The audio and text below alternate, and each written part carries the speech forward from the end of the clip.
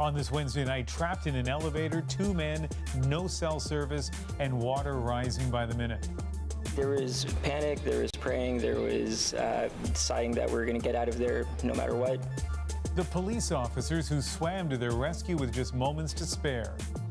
This as Toronto got more rain in one night than it usually gets in a month. Also tonight, the Prime Minister not bowing to Saudi Arabia as the kingdom ratchets up the pressure and the propaganda. And the debate over memorializing a painful past. The city of Victoria will become the first to tear down a statue of Sir John A. This is The National.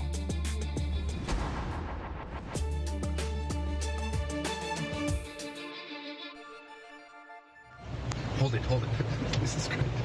Look at this. It's water.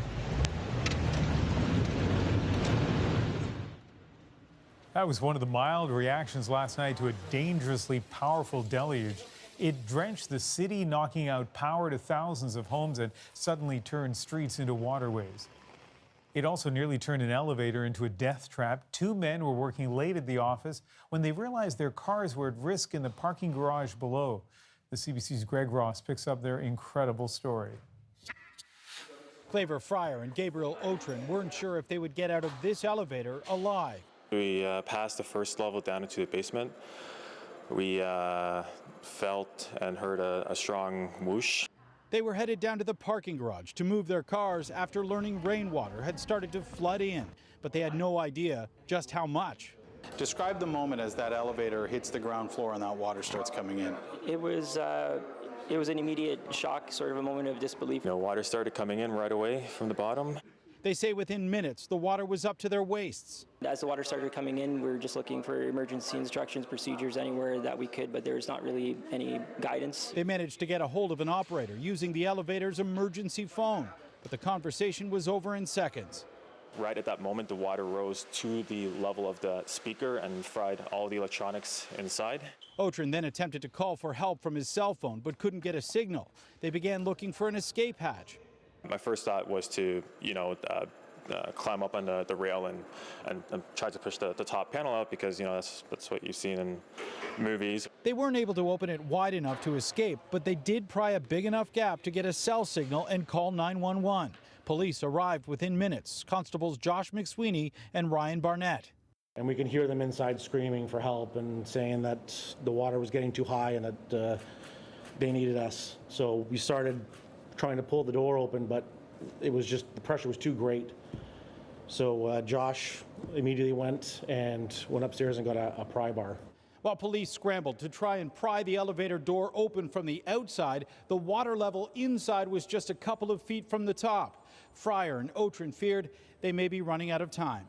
The water was also rising for McSweeney and Barnett. I'd say by the time we first got there, and then by the time I got the second crowbar, the water risen maybe 6+ inches within a few minutes. Yeah, at that time we're now treading water because we can no longer touch the ground. The only thing that gave me some stillness at that moment is that I said I'm not going to die in this dirty water in an elevator. That's not the way that I'm going to go. It took a few minutes that felt more like hours for the men trapped inside the elevator, but police were able to pry the doors open with a crowbar. We knew the situation, what was going on, but there was no panic. We were both pretty calm, and we were just looking at, what we needed to do. I just remember being happy that I knew I was going to see my family. Greg Ross, CBC News, Toronto. So why did Toronto get so drenched so quickly, and just how much rain fell last night? Well, that depends on where in the city you were. 77 millimeters, more rain than in the entire month of July. But look at this, just kilometers away, barely any precipitation at all. The heaviest rain was concentrated over a very small area. So what happened? Thunderstorms developed in the north end of Toronto around 8 o'clock. It was a slow-moving storm taking 3 hours to get to the southern part of Toronto. So the torrential downpour stalled over the downtown core. Didn't clear up until about midnight. The result, dramatic flash flooding, and not for the first time. As Salima Shivji reports, extreme weather is an extreme challenge in cities like Toronto. This is a brand new washroom that we just finished a month ago.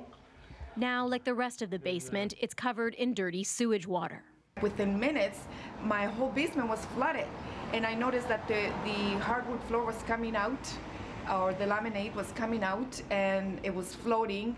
At another home, soggy family photos are rescued and set out to dry. Sad. What can we do? Even neighbors who weren't hit are frustrated. These are good people working hard to afford a house in the city, and to have their house flooded and then flooded again and their concerns being ignored. It's happened before, flash flooding 2 years ago and 3 years before that. So there are questions over whether the city's infrastructure can handle it as the climate changes. The money is available to make sure that the infrastructure is upgraded, whether it has to do with basement flooding or some of the other kinds of effects of these storms that we have. Totally predictable, maybe not the day that it occurred. This climate scientist says Toronto is moving in the right direction, but I don't think we're doing it at a fast enough pace. The bottom line is every day we don't adapt is a day we don't have. with an older city core and so much development, the problem for Toronto officials is complex. Because we really have limited options in terms of where we can move the water and how we can move the water. And so much of the land surface has been converted to an impervious jungle of concrete and asphalt. A work in progress as cities around the world rush to adapt, and this family tries to clean up today. Salima Shibji, CBC News, Toronto. So now to that diplomatic standoff between Ottawa and Riyadh. Tensions escalated again tonight.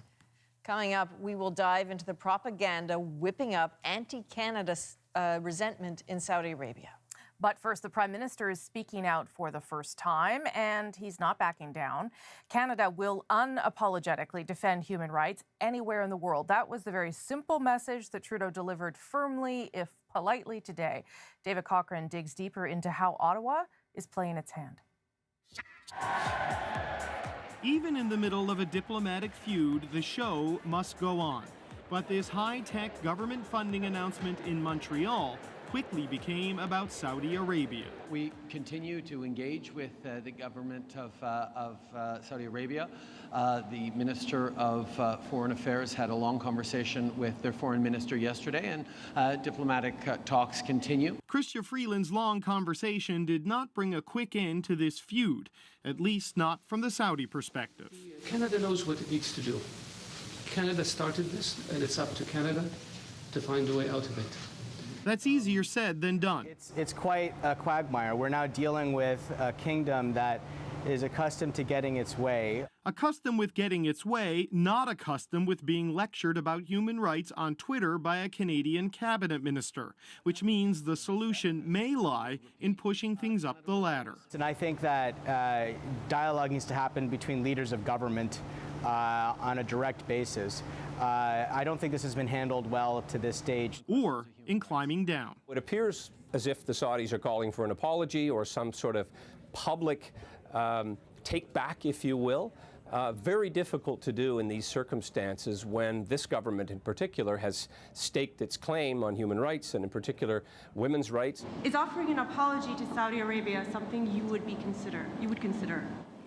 Canadians have always expected our government to speak strongly, firmly, clearly, and politely about the need to respect human rights at home and around the world. We will continue to do that. We will continue to stand up. So if the PM isn't going to apologize, and that seems pretty obvious there, David, what steps is Canada willing to take to try and de-escalate things? Well, you know, Rosie, Chrystia Freeland's been pretty busy since all of this started, and she's taken two political tacks here. One, she's calling countries in the Middle East and in Europe, seeking their interventions and their advice in ways to resolve this. Notably, she's spoken to Sweden and Germany, who have had similar disputes with Saudi Arabia in the past. And secondly, she's dealing directly with Saudi Arabia, and I'm told that could include another phone call with the foreign minister if things don't calm down. Okay, at the official level, Canada is trying to figure out what exactly Saudi Arabia's retaliations mean for Canada. Any word on that part of it? Yeah, they're trying to quantify some things, the impact on hospitals, on universities, and on farmers. And they're also trying to get clarity on reports that Saudi Arabia has ordered a sell-off of its Canadian assets. This was something that was reported in the Financial Times. And Canada, I'm told, is trying to see if this is in fact the case and what it would mean if it is true. But in the short term, Rosie, no apology is coming. And this issue is staying with Chrystia Freeland right now. It is not going up to the Prime Minister's office. Okay, David Cochrane, thanks for that. Okay, so that's the game of diplomacy. But what about all the real people caught in the middle of this? Hajj is the annual Muslim pilgrimage to Mecca. It's quickly approaching, and many Canadian Muslims are now afraid to go. Katie Nicholson looks at that. This travel agency is now something of a crisis center. Jamil Ahmed working 2 phones at once with nervous Muslims who paid thousands to take the trip of a lifetime and are now backing out. 60% call is all the issue, what will happen, what will happen. Every Muslim is expected to undertake the Hajj, a religious pilgrimage to sacred sites at least once. Yesterday, Ahmed cancelled 15 trips because of escalating tensions between Canada and Saudi Arabia. Saudi's national air carrier has cancelled all flights to Canada starting next week, which could strand hundreds of travelers there well beyond the end of the Hajj. Overstaying an approved visit to Saudi Arabia could land you a fine or time behind bars. Ottawa is still trying to figure out how many Canadians will be affected and what it can do to help. I hope no one gets stuck, but if they do, I encourage them to reach out to our emergency watch center or call our embassy. Some people are still willing to risk it. Fakhrizel Halim and his wife left for Riyadh today. Now we have no idea how we are going to get back to Canada. Still, Halim isn't worried he'll be stuck. He is, after all, a man of faith. We ordinary people who are going for Hajj in 2019 have nothing to do with all this politics. Malik Mushtaq is less confident. He estimates his business could lose millions in religious travel package sales if 2 countries don't soon bury the hatchet. As a Canadian, is our government and Saudi government, please solve this problem. A solution which seems unlikely anytime soon. Katie Nicholson, CBC News, Toronto. And travelers aren't the only ones who could pay a price for this dispute. Last night, we talked about the Saudi students who may soon have to leave this country, and among them, medical students who contribute a lot to our healthcare system.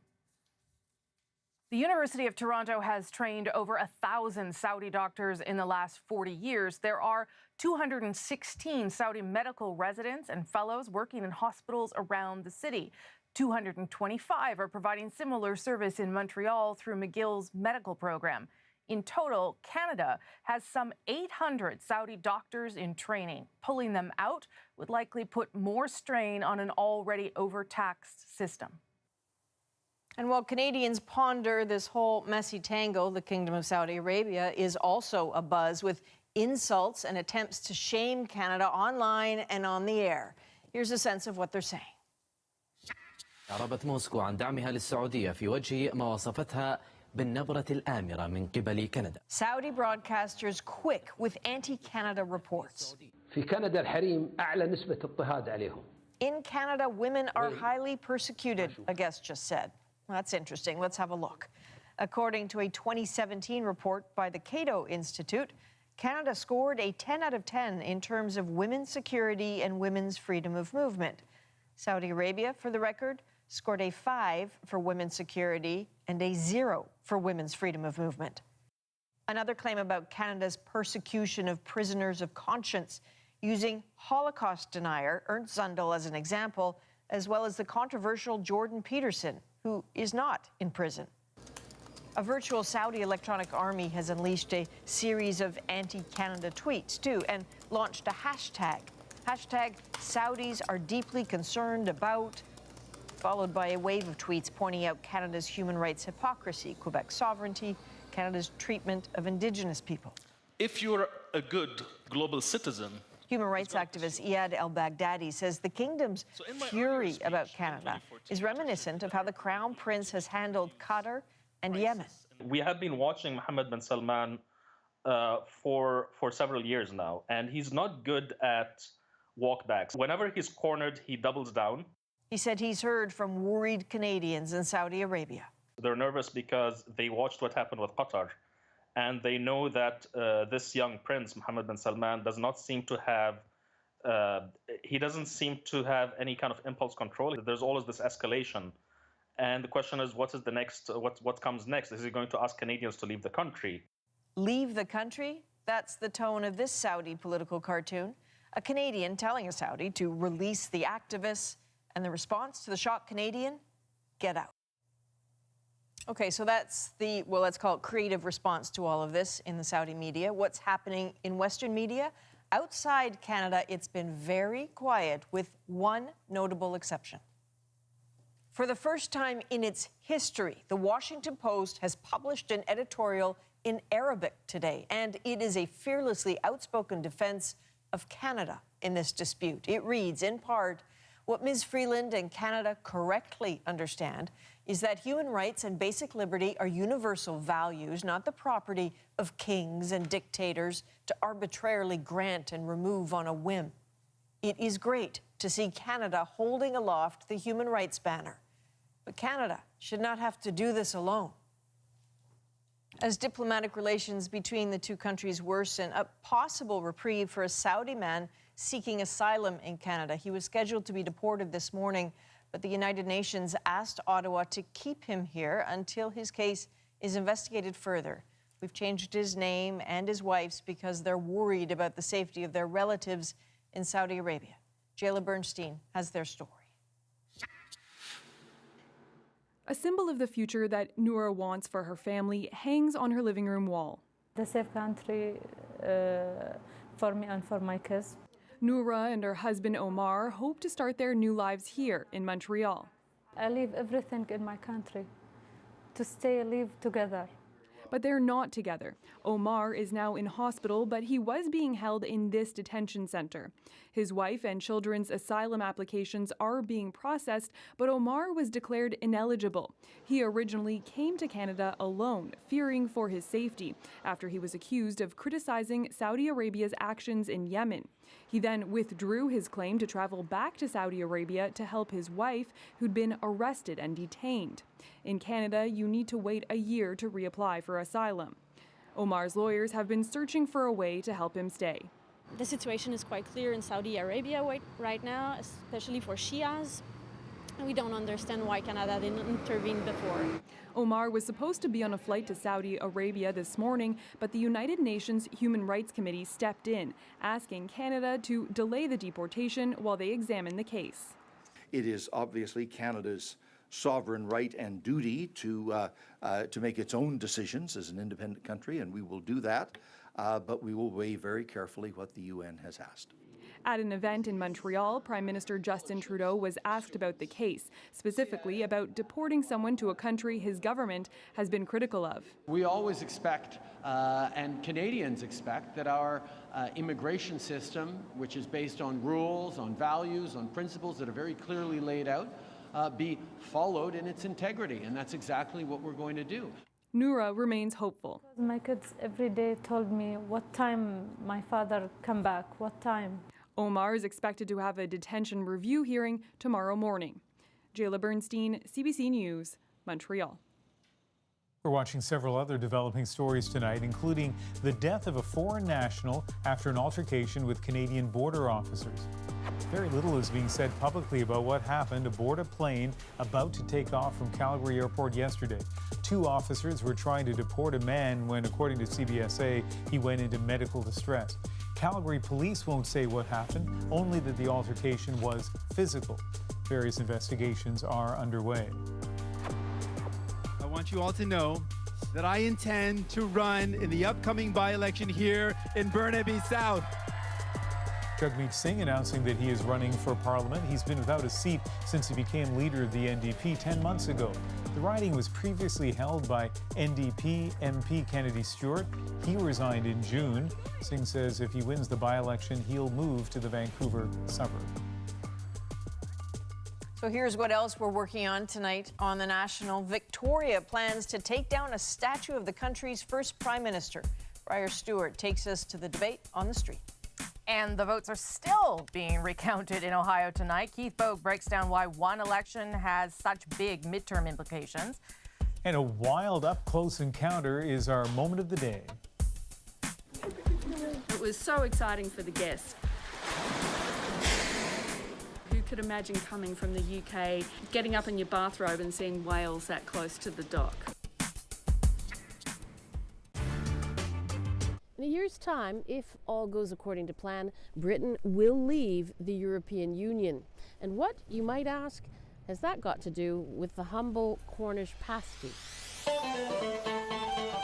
The pasty is a symbol of Cornish tradition dating back over 200 years, culinary heritage rooted to the geography of the place. You have to have the classic ingredients, the turnip, some people say Swede, you've got onion, you've got potato, and of course, Cornish beef. As such, it enjoys special EU protection, kind of like a copyright. Think champagne, Scotch whiskey, or Gorgonzola cheese, all safeguarded in EU law by something called protected geographical status. The rules are strict. Pasty man Fergus Muller is on thin ice because his crimp is down the middle instead of on the side. As long as it was made in the right way by a Cornish person, the way that my gran was taught and her, all the way down through the family, this is the way you would do it. Cornish pasties are now said to be worth hundreds of millions of dollars to the local economy here, and that's nothing to sneeze at. It might not look like it in quaint villages like this one, but Cornwall is one of the poorest regions in the United Kingdom. The worry is that without its EU classification, the door will open for competition from pasty imposters abroad, and businesses like this one will no longer be eligible for EU funding. So, potentially still some murky days ahead for the traditional Cornish pasty. But many people here in Cornwall hope that Britain will still be able to convince the European Union to keep its protected status in place in any future trade agreement. But just what that deal might look like is still very much a work in progress. And that is the story of the European Union and the Cornish pasty.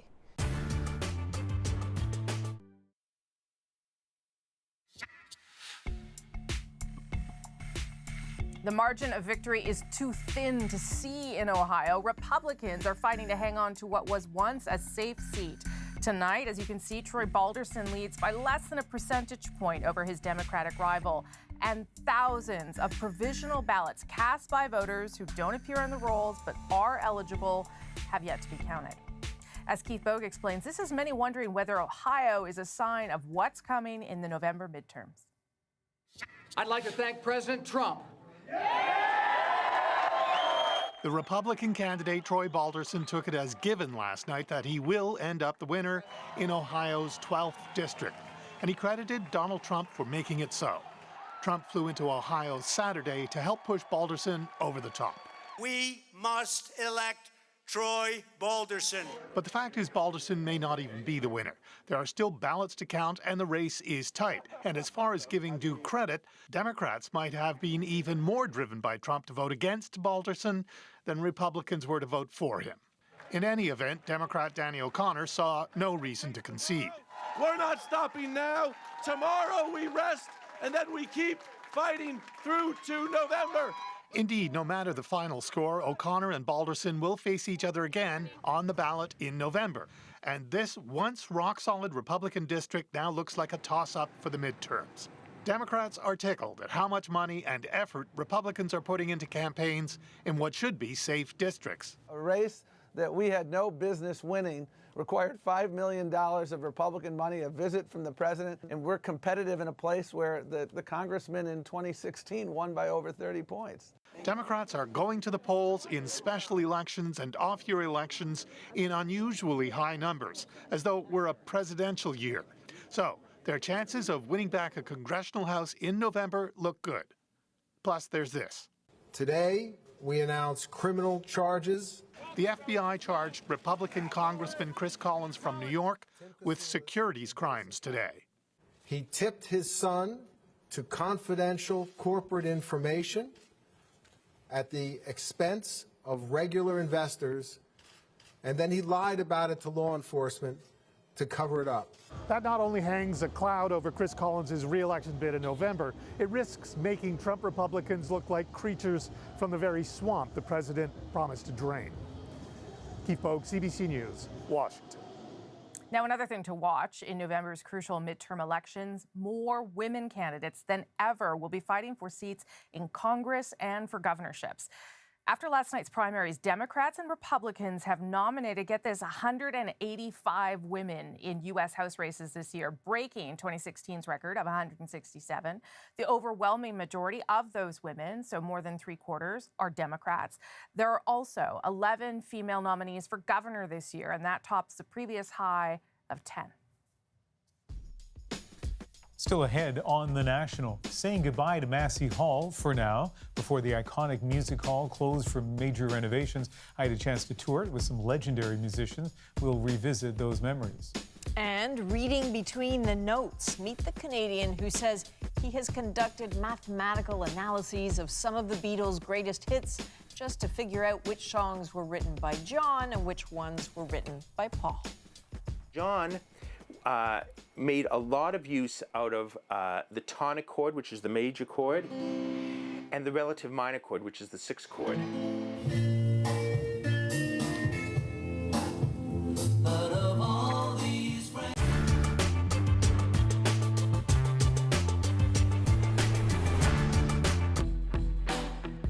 To understand what the Assembly of First Nations is, the first thing you need to know is that it is not a government. The AFN is an advocacy organization for First Nations peoples. It's the largest one in Canada, representing more than 900,000 people from 635 communities. It does not represent Inuit or Métis people who have their own organizations. Organized resistance at a national... The AFN was established in 1982. It grew out of the National Indian Brotherhood, which was the main advocacy organization at the time. The Indian Brotherhood lobbied against policy changes like the 1969 White Paper, but there were concerns that the Indian Brotherhood, based on regional representation, didn't speak for individual First Nations. So the AFN was formed to make sure that each First Nation had a voice.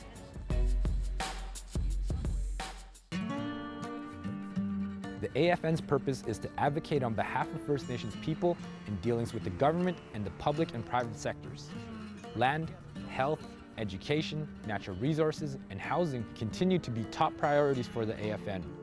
It coordinates discussions and provides analysis on legislation and policy, and it lobbies for action on national issues like the legacy of residential schools and the rates of missing and murdered Indigenous women and girls. Its role can be challenging because not all First Nations share the same priorities. But as an organization that's mostly federally funded, it's viewed by the government as the primary point of contact on national First Nations issues. The leader of the AFN is the National Chief. The National Chief is part of an executive committee with 10 regional representatives and the chairperson for the Elders Council. Along with the Elders Council, the Youth and Women's Council raise community concerns to the AFN. The National Chief is elected by a voting member from each of the 635 First Nations. Each First Nations chief or their proxy gets one vote. This process means that despite the population of individual First Nations, they all carry the same weight in an election. In order to win the 3-year term, the National Chief needs to win 60% of the vote. While the AFN continues to advocate for Indigenous peoples, it has faced criticism by some First Nations, particularly in its dealings with the federal government. Despite that criticism, the AFN remains the largest voice for First Nations peoples across Canada. I want to say to you, all of you chiefs assembled here, we are the change. No one has jurisdiction over my children and my grandchildren and my family except me and my brother and my sister. And that is how nationhood begins, by taking responsibility for ourselves and for our future. And we always will find processes that unite rather than divide our people. That's the job. And when we look forward, we're an advocacy organization, no question. We're not a government. We need a national chief who can negotiate with Trudeau and the state of Canada without needing to share a laugh and take a selfie after. Don't get me wrong, I like selfies, but not with him. The results of the first ballot. Candidates, none of them have reached a 60% threshold.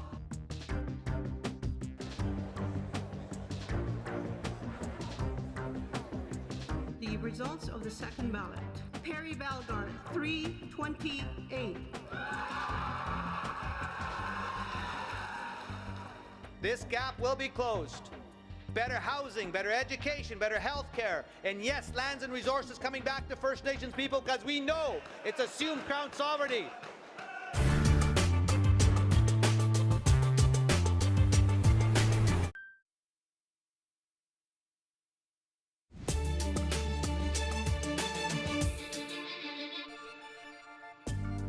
On the National tonight, the U.S. will impose new sanctions against Russia over a nerve agent attack.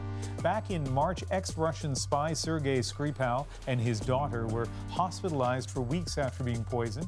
The British government has welcomed the sanctions. And the Stanford student whose sexual assault trial drew international attention has lost his appeal. Brock Turner was convicted of raping a woman outside a frat party, but it was his sentence that garnered outrage, just 6 months. Turner appealed the conviction, arguing the trial wasn't fair. State Police is fully prepared to act on any insightful violence, any acts of violence, or any violations of law. A preemptive state of emergency has been declared in Virginia ahead of the one-year anniversary of the Charlottesville White Nationalist Rally. Heather Heyer was killed and dozens more were injured when a car plowed into a crowd of counter-protesters. The rally followed a debate over whether to tear down a statue of Confederate officer Robert E. Lee. So that U.S. debate over Confederate statues has a certain echo. In Canada, Sir John A. Macdonald is commemorated on everything from bridges to the $10 bill, but he was also a key player in the creation of the residential school system. And so now the city of Victoria is planning to have one less reminder of him. Briar Stewart went there today. Most Canadians know Sir John A. Macdonald as the country's first Prime Minister, but he was also an MP for Victoria, and his statue has been standing here for more than 35 years, but likely not much longer.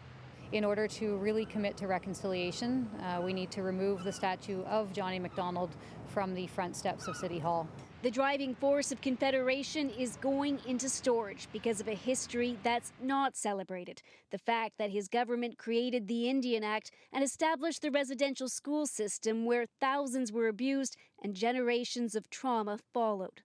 The decision to move the statue was made by a group called the City Family. It's made up of local officials and members from nearby First Nations, and their whole focus is on reconciliation. And one of the issues that came up was that some of the members were very uncomfortable walking past this statue and into City Hall. Inside this building is an Indigenous exhibit dedicated to reconciliation, and one of the artists behind it says it was time for the statue to go. What is really important to me about this statue being removed is that it's the local Indigenous nations, the Lekwungen nations known today as the Esquimalt and Songhees, who have asked and pushed for this to be removed. The plan is to take down the statue on Saturday and put up a plaque saying that the city is trying to figure out how to put his legacy into context. The decision has to be voted on by City Council first, and while it's expected to pass, not everyone agrees. I don't like that it's happened so suddenly. I think it is an issue that deserves public discussion. And there is plenty of debate. History is with us, and I think they should consider that in addition to being politically sensitive. Often you hear this, it's an erasure of history, but definitely a more modern approach to it and looking at it, I think so. I think it's a good thing. Because he believes Macdonald should be remembered for all of his contributions to Canada, instead of just being unquestionably revered. Briar Stewart, CBC News, Victoria. Canadian history is full of polarizing figures, many of them recognized despite the repression of Indigenous people, and that has meant a major rethink.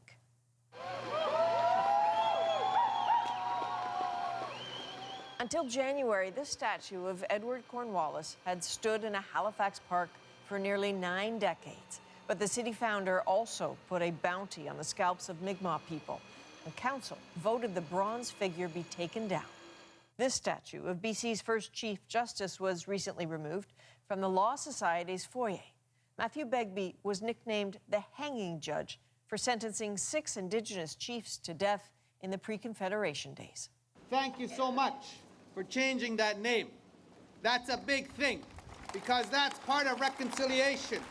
Last year, the Prime Minister stripped the name off the building that houses his office. Hector Louis Langevin was a member of Sir John A.'s cabinet and an architect of the residential school system. And speaking of schools, Toronto's Ryerson University has been under real pressure to change its name. Egerton Ryerson may have been a pioneer of public education, but he also helped shape policy for residential schools. And the federal government is preparing to take another step towards reconciliation by exonerating Chief Poundmaker. In 1885, the legendary Cree leader was convicted of treason for his role in the Northwest Rebellion. But to his people, Poundmaker was a man of peace who rejected violence and saved lives. And for members of the Saskatchewan First Nation that bears his name, it's high time Canadian history reflect that. The CBC's Olivia Stefanovich has more. Just arrived half hour ago. Drilling into history is a delicate task. But after more than 130 years, people in Poundmaker Cree Nation are ready for redemption.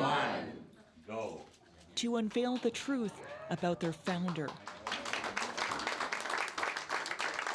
This painting by renowned Cree artist Kent Monkman was donated to the First Nation in preparation of Chief Poundmaker's exoneration. So what's he doing exactly in this picture? I think he's telling them about that pipe. We stood up, we made an oath with this pipe. It just confirms the stories that we've been told and how we live our lives here. It depicts Poundmaker, whose Cree name was Pitawana-Piawin, as he is remembered by his people, a peacemaker who prevented bloodshed but was convicted of treason. He didn't have to go through that. He didn't need to go through that, and yet that happened, and we're ready to, I guess, to forgive that and just kind of move on from there. And Celeste Tatusis is a descendant of Poundmaker, 5 generations back. We want to change that perception of our people. For over a century, Chief Poundmaker has been described as a traitor in history books. But people here know that's not true. And now the rest of Canada will. This whole area marks the battlefield. Poundmaker stopped his warriors from chasing Canadian forces down during a battle on these grounds in 1885. It's believed he prevented the deaths of 330 men. Former Chief Blaine Fable has done the math. He estimates that translates to about 100,000 descendants who are still alive today. So that's why he was hugely important. The peaceful settling of the plains is not disconnected to the life of Chief Poundmaker. But Poundmaker would not be seen in this light until after his death. He was tried and convicted for treason, accused of provoking the fight. He was jailed and died a few months after his release. This is a huge open wound, a festering wound for Canadian Indigenous relations. For the next 35 years, Fable says the community wasn't allowed to have a chief. The government took away their guns and horses, leaving them with little to make a livelihood. Fable is negotiating the terms of the exoneration. I think I'll have a hard time keeping a dry eye that day, because it's so significant for the country. Yeah. Fable wants an apology from the Prime Minister, followed by a financial settlement. Canada is built day by day, relationship by relationship, so it feels like we're coming into the Canadian fabric. Ottawa is moving forward with the community's request. A date hasn't been set, but when it does, history will have to be rewritten. So will this sign have to change? Sign's got to go. Sign's got to go. This sign will go, that sign will go, all the signs around here will go. Canadian history books will have to change. Well, I just love this land. It's just beautiful. Mavis Billisberger gets emotional each time she drives in. Poundmaker was her great-great-great-grandfather. He chose these valleys to make a home for his people. It's time to make things right, because that's all they were after, was the land. And well, we survived. And it was because of Chief Poundmaker, because he, in this community anyway, that he thought of the future. He thought of future generations living on this land.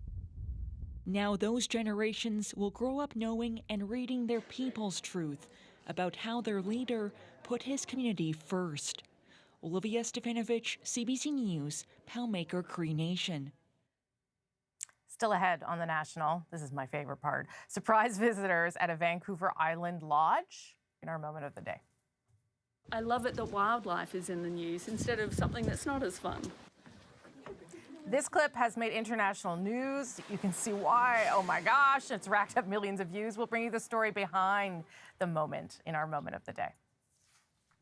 And the National today takes you inside our journalism every afternoon, goes deeper on the top stories and highlights some stories you may have missed. Today, a scathing new report from Amnesty International links hundreds of migrant deaths at sea directly to new anti-immigration policies from European countries. Subscribe to our newsletter at cbcnews.ca/The National.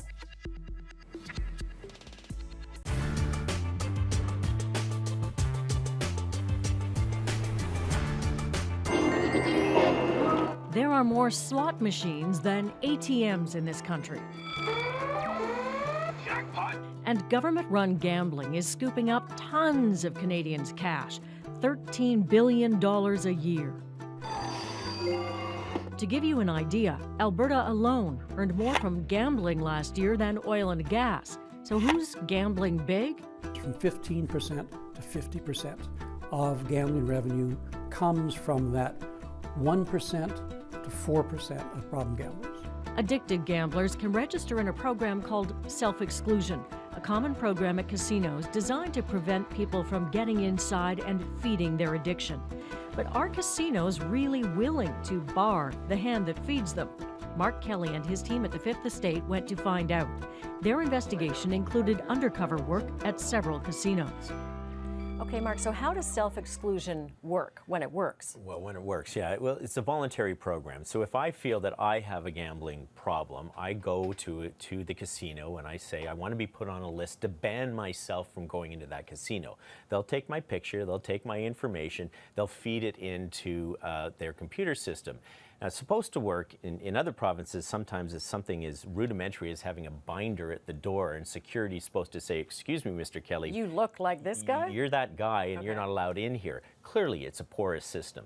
Here in Ontario, they've actually got facial recognition. So it's supposed to, these cameras should identify me when I show up at a casino. Security should come over and tap me on the shoulder and say, excuse me, sir, you have said that you want to be voluntarily banned from the property. Could you please leave the property? That's how it's supposed to work. So how did you test whether it is working? Well, that's what we wanted to know. We wanted to know just how badly do they want to keep problem gamblers out, the people who would volunteer to be on the self-exclusion list. So we had one of our producers put himself on that list. He went to the OLG, Ontario Lottery and Gaming Corporation.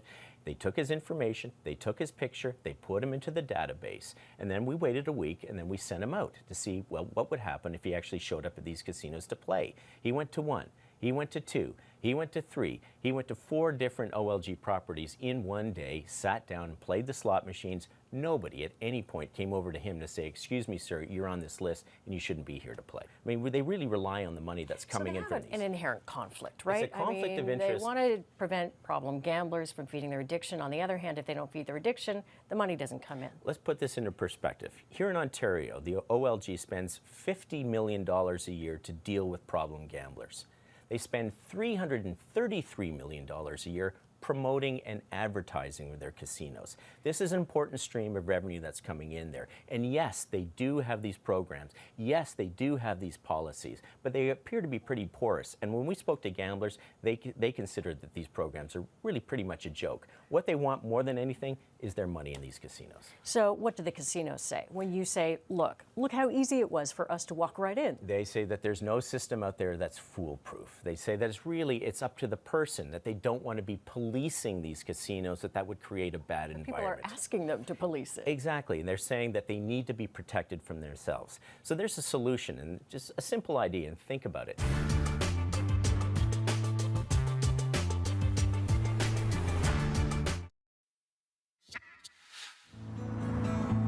If you could read my mind, love, what a tale my thoughts could tell. Love that song. And a fond see you soon from the staff at Toronto's Massey Hall, one of the country's legendary venues, closed its doors in July for 2 years of renovations. In the last month, production equipment has been removed and stored. The original seats from 1894 have been assessed and inventoried, but let's revisit that iconic concert stage before the construction started. Good evening. Tonight, we invite you into the home of the Toronto Symphony.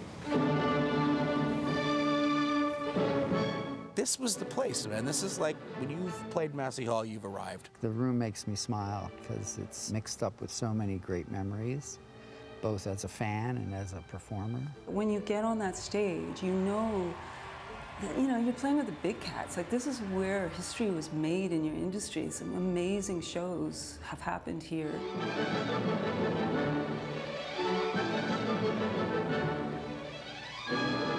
Imagine if Hart Massey could hear those voices today speak with such reverence about the gift he gave the city of Toronto almost 125 years ago.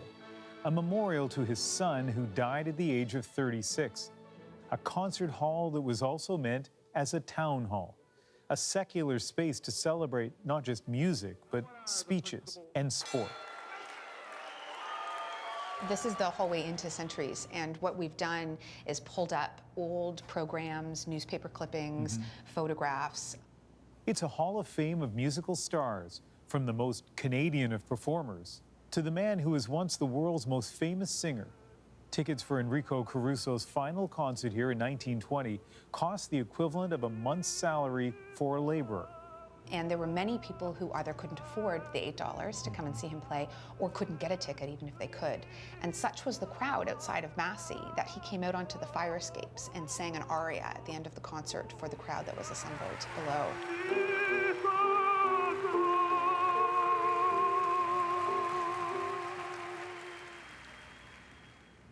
To walk around is to feel the history of this place, but you can see it too. No one questions the need for a renovation here, but some are worried about what that might do to the essence of the hall. You always want a sound for the audience to be great, and I hope they don't ruin that. Gordon Lightfoot knows what's at stake. He's played here more than any headliner, more than 160 times. Now, almost 80, he's about to perform what's become an annual series of concerts in a place that feels like home. This over here. One of the things that I found interesting is you walk in your front door, and here we go, 2 images of Massey Hall inside and out. You can hardly really tell what this is, but it's the interior. You got to get right in there. Of course, we loved going there because it was like we'd made it through another year of living, of playing and performing. Do you remember the first time you were on stage, that Kiwanis Music Festival? Oh, yes, absolutely. I was 13, and I knew I was going to be singing that evening, and I was kind of nervous. And I walked all over the place. I walked upstairs and downstairs, and it sure felt different. It felt big, too. It felt like something really important, which it was. So I'm just wondering, somebody who's watching now, who will be watching this in Calgary, let's say, or St. John's, Newfoundland, and they're going, Massey Hall, like what's so special about Massey Hall? What would you say to them? There's something charming about the old place. I mean, it's got a great sound. I mean, it has a wonderful ambient sound.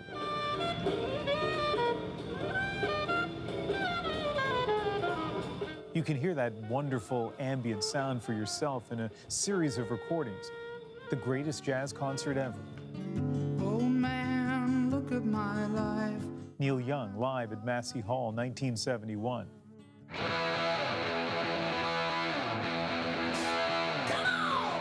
And Rush, All the World's a Stage. It was the first time we'd recorded live, so the first time the recording truck was going during a performance, so it makes you hyper aware of every note you play.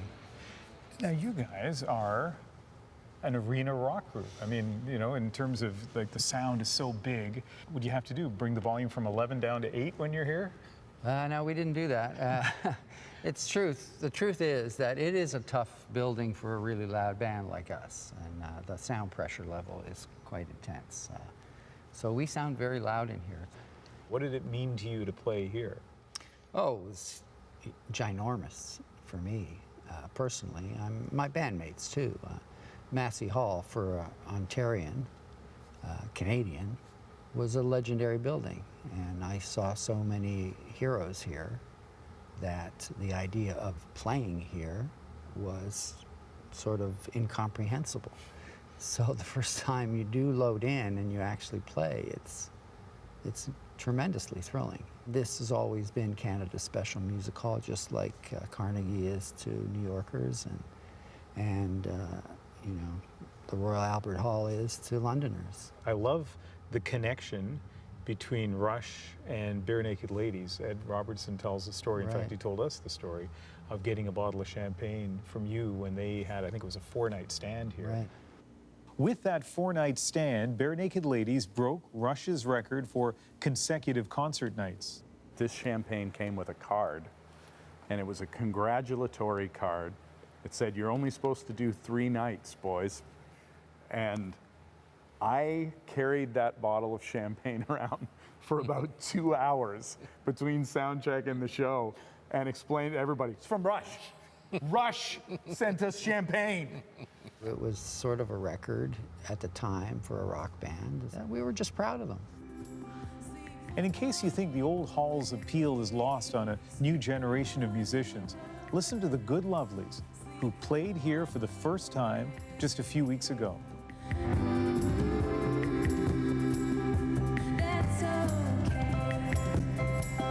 I don't always get a chance, because of where my microphone is, I don't always get a chance to fully look at Caroline and Sue on stage, but tonight it was like I didn't want to stop watching you. Because I was like, you're on the Massey Hall stage.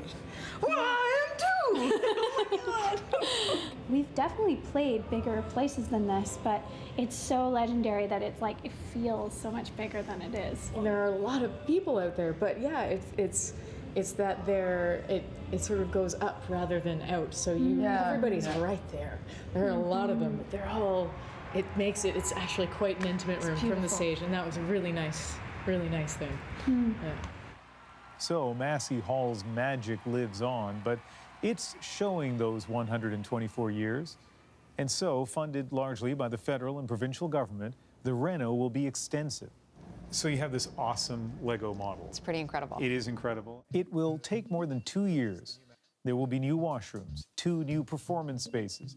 The seats will be changed, and about 100 original stained glass windows, covered up long ago to keep out street noise, will be restored.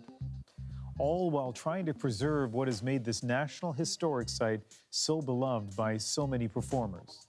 So will there be a change? Probably, but what we're hoping is that it's a change for the better, and that the acoustics in the hall fine-tune what's already an incredible instrument, which is the original auditorium. The new look, with that old sound, will be revealed in the fall of 2020.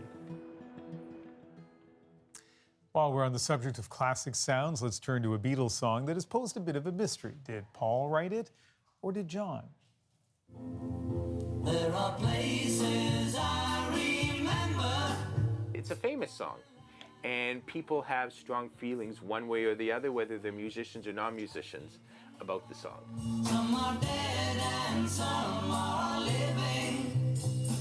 In my life, I've loved them all. Jason Brown is a professor of mathematics with a special interest in music and a lifelong love of the Beatles.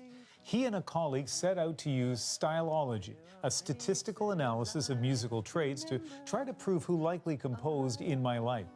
Most Beatles songs are simply credited to Lennon and McCartney. They wrote over 200 songs. They both could have written, anything at the time. Of course, a lot of fans have their own ideas about what makes a Paul song or a John song. So you think of Yesterday when you think of Paul, and what did Paul do in Yesterday? Or for John, you might think of Nowhere Man or Norwegian Wood. But they don't represent necessarily the general song that they write. Brown analyzed songs where the authorship was well known, collecting data on melody, chord sequences, and other musical characteristics. So after weighing all the evidence, it was likely John who had written the song In My Life rather than Paul. A potential disappointment for McCartney fans, but there's a silver lining. I think one of the amazing things is the Beatles have been over since 1970, and yet people talk about them, and yet they're at the forefront of discussion, they're at the forefront of musicality, and what a great thing.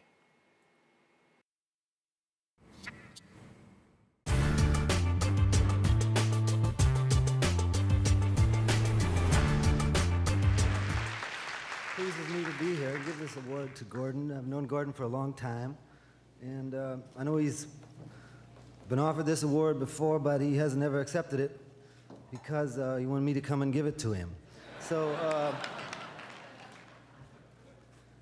anyway, he's somebody of rare talent and all that, and here's a video clip now of his recent and not so recent achievements. Right now, we're delighted to welcome to our show our very good friend, the fabulous Gordon Lightfoot.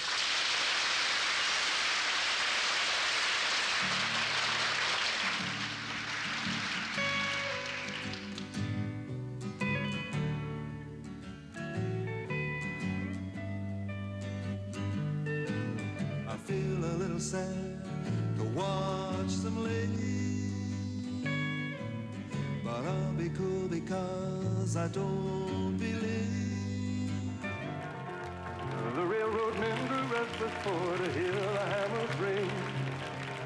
Their minds were overflowing with the visions of their day, and many a fortune won and lost, and many a debt to pay. Just like an old man about a ghost of a wishing well, in a castle dark or a fortress strong, with chains upon my feet.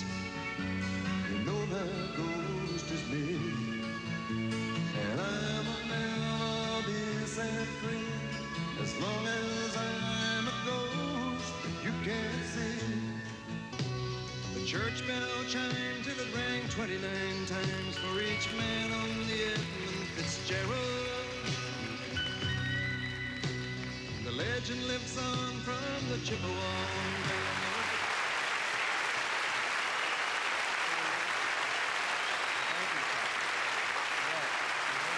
Thanks for doing it. Will I leave now when you make this speech? I think I will. Okay. All right. Let's get down from my things, okay?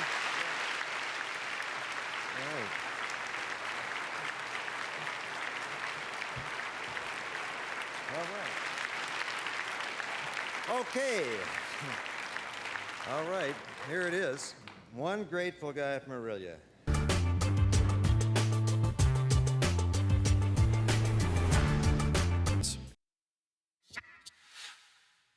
Okay, so these tourists were at Great Bear Lodge in BC to see, well, you know, bears, but they got something a little bigger. 2 humpback whales dropped by for breakfast, and it was caught on video. As of today, that video has been viewed 2.1 million times on Instagram and like 1 million now after we give it to you. We spoke with the lodge owner about her early morning guests, and that is our moment of the day. Who could imagine getting up in your bathrobe and seeing whales that close to the dock? I was waking up in my cabin at Great Bear Lodge and I saw a whale blow in the distance. And then Marlo spotted them on another dock. She's one of our guides. And so she came, got everyone over that dock just in time to see a whale creating a net of bubbles around some fish. And then both whales came up to eat them. So I posted the video on Instagram. I thought it'd be really fun for some of our, friends to see it. And then next thing you know, we're starting to get a lot more likes. So it was really exciting for us as staff because we usually see more bears than whales. I love it that wildlife is in the news instead of something that's not as fun. We love it too. I mean, 2 things come to mind when I look at that video. One is what a beautiful country we have. We saw it in Olivia Stefanovich's piece as well, just gorgeous. And then the other thing, of course, whether it's the Bay of Fundy or the West Coast, the magic of whales. Well, and those 2.1 million views, half of them have been us today looking at this again and again. I am astonished at the way they eat. I've never seen that before. And apparently these humpback whales eat for 22 hours a day during the summer, a little bit like me sometimes. And you may want to know how we decide on these videos. Well, we get a list of different things from our great associate producers and producers. And Adrian and I saw this one and we said, whales! Like, what else can we talk about? That's the National for August 8th. We had a whale of a time. Good night. Good night. Good night.